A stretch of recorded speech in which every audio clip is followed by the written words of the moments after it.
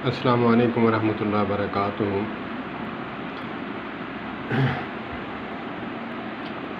سن 2000 سے لے کر 2010 تک جو تحقیق کا سلسلہ جاری تھا میرا، تو اسی دوران ہمیں بھی اپنی کتابیں پیش کی جاتی کہ ہمارے علماء نے لکھا ہے قرآن و سنت کے خلاف باتیں، تو تمہارے علماء اہل حدیث بھی وہ بھی کوئی آسمان سے نہیں اترے، فرشتے نہیں، انہوں نے بھی لکھا ہے۔ بات ہے یہ ویڈیو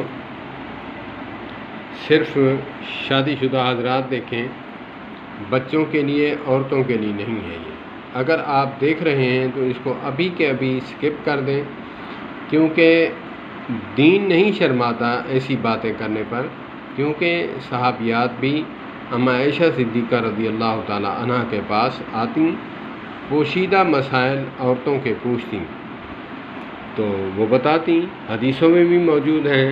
مولانا اشرف علی تھانوی رحمۃ اللہ تعالی علیہ نے بھی اپنی بہشتی زیور میں مسائل لکھے ہیں، تو عورتوں کو مسائل کون بتائے گا؟ تو اسی لیے بات تھوڑی پردے کی ہے۔ تو دین تو منع نہیں کرتا، لیکن ہم بڑے مفتیان ہیں، بلکہ مفتری لوگ ہیں، مفت کے مال کھانے والے، تو ہم فتویٰ لگانے میں جلدی کرتے ہیں کہ جی یہ بات نہیں کرنی چاہیے تھی، اس نے یہ نہیں کرنی چاہیے تھی۔ ہماری عورتیں بغیر دین کے مر جائیں وہ ہمیں گوارا ہے، لیکن یہ بات نہ سنیں۔ تو ابھی کے ابھی آپ ویڈیو کو سکپ کر دیں، بچے اور عورتیں نہ دیکھیں، شادی شدہ مرد حضرات دیکھیں۔ اگرچہ میری بہنیں شادی شدہ دیکھ رہی ہیں تو وہ دیکھتی رہیں، ان کی مرضی ہے، کیونکہ مسئلہ ایسا ہے کہ اس میں پھر جو ہے تھوڑی شرم محسوس ہوگی۔ تو بات یہ ہے کہ اسی دوران 2000 سے لے کر 2010 تک جو سلسلہ میرا چلتا رہا تحقیق کا،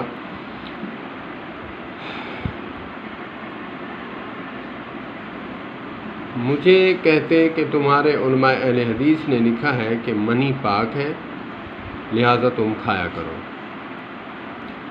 تو میں بہت بڑا پریشان ہوتا کہ یار بات یہ ہے کہ یہ تو قرآن و سنت کی بات کرتے ہیں، تو یہ بات کیسی لکھی ہوئی ہے؟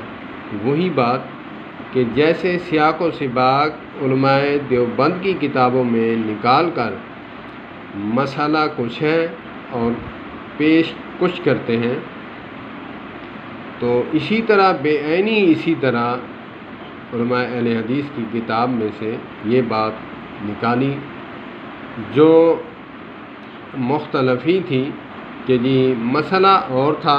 میں ابھی ذکر کروں گا، جناب نعمان بن ثابت امام ابو حنیفہ نور اللہ مرکزہ کے بارے میں بات مشہور تھی کہ یہ جو ہیں حدیث کو چھوڑتے ہیں، قیاس کو، اجتہاد کو لیتے ہیں۔ تو امام حضرت سیدنا امام جعفر صادق یا امام باقر رضی اللہ تعالیٰ عنہ رحمۃ اللہ تعالیٰ علیہ، ان میں سے ایک ہستی تھی، کنفرم نہیں ہے، تو زیادہ میں نے امام جعفر صادق رحمۃ اللہ تعالیٰ علیہ کے بارے میں سنا ہے۔ بہرحال مسئلے کی طرف آتے ہیں، تو انہوں نے پوچھا کہ تم میرے نانا کی شریعت کو قیاس پر پرکھتے ہو، قیاس کو لیتے ہو، حدیث کو چھوڑتے ہو؟ امام ابو حنیفہ رحمۃ اللہ تعالیٰ علیہ نے سوال کیا، حضرت میں کچھ پوچھنا چاہتا ہوں، آپ مجھے بتائیے۔ کہا پوچھو۔ امام ابو حنیفہ رحمۃ اللہ تعالیٰ علیہ نے پوچھا کہ پیشاب زیادہ نجس ہے یا پھر منی؟ کہا کہ پیشاب زیادہ نجس ہے۔ تو انہوں نے امام صاحب نے فرمایا کہ اگر میں قیاس کروں حدیث میں، حدیث کے مطابق آپ نے بتایا ہے پیشاب زیادہ نجس ہے بنسبت منی کے، تو میرا قیاس یہ کہتا ہے کہ پیشاب نکلے تو غسل واجب ہے، فرض ہے، منی نکلے تو وضو کر لیں۔ میرا قیاس تو یہ کہتا ہے، کیونکہ منی کم پلید ہے پیشاب سے۔ اب دیکھیں، سیاق و سباق اس کتاب میں سے چھوڑ کر ہم اس بات کو لے لیں کہ امام صاحب نے کہا کہ منی پاک ہے، پیشاب پلید ہے، تو پھر یہ تو پھر ہمارے عقل کا قصور ہے نا۔ تو اسی طرح بے عینی ایک مسئلہ چل رہا تھا، اہل حدیث عالم نے لکھا، کچھ اس طرح کا ہی تھا۔ میں نے ایگزامپل اس لیے پیش کیا کہ بات سمجھ آئے۔ تو امام جعفر صادق علیہ الرحمہ نے کہا کہ ٹھیک ہے۔ تو پھر دوسری بات کی کہ عورت کا وراثت میں زیادہ حصہ ہے یا مرد کا؟ کہا کہ مرد کا۔ تو امام صاحب نے فرمایا کہ میرا قیاس یہ کہتا ہے کہ مرد طاقتور ہے، عورت کمزور ہے، عورت کو ڈبل حصہ ہونا چاہیے مرد کی بنسبت۔ تو میں نے یہاں قیاس کو چھوڑا، حدیث کو لیا، قرآن کو لیا۔ میں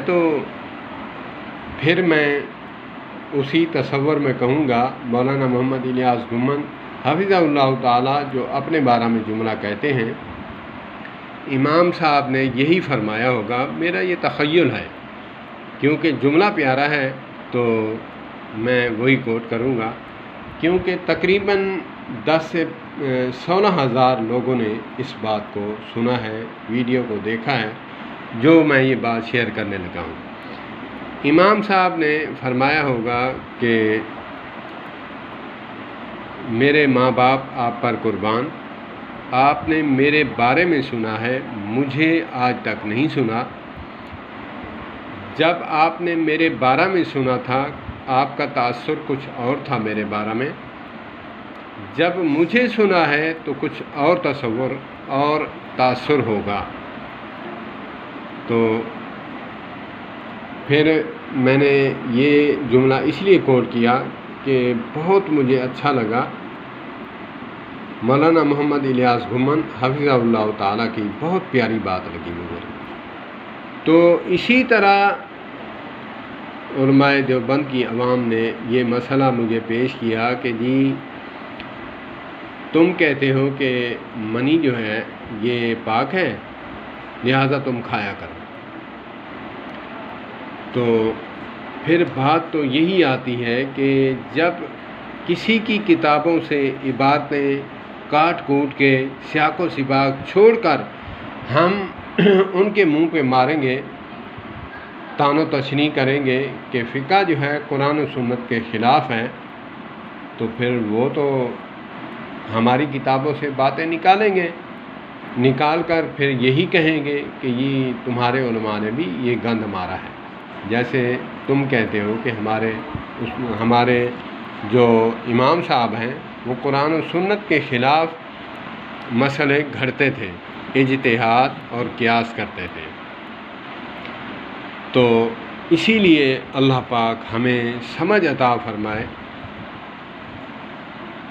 اسی لیے اب دیکھیں کہ جب امام صاحب نے یہ بات کہی تو اس میں بھی ایسی باتیں ہیں جو ہم سیاق و سباق کاٹ کر، یہودیوں کا وتیرہ تھا کہ جو بات اپنے مطلب کی ہوتی اس کو ظاہر رکھتے، اور جو ہمارے یہودیوں کے خلاف ہوتی اس پر ہاتھ رکھ کر وہ عبارت پڑھ دیتے۔